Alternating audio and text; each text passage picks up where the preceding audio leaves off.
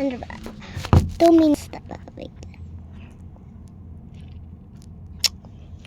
Ano guys? 4 minutes na.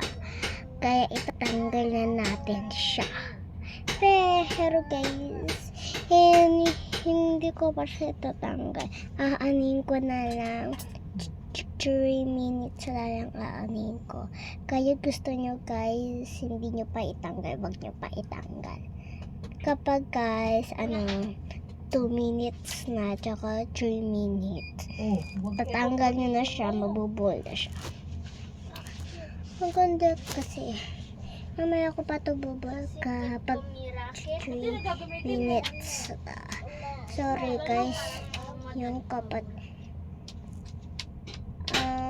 hindi daw nila kaya mahagin kambal for a days. Ako nga, marunong nga ako. Sige, papakita ko sa inyo. Wait lang. Punta na kayo sa part 3. Bye-bye, girlie.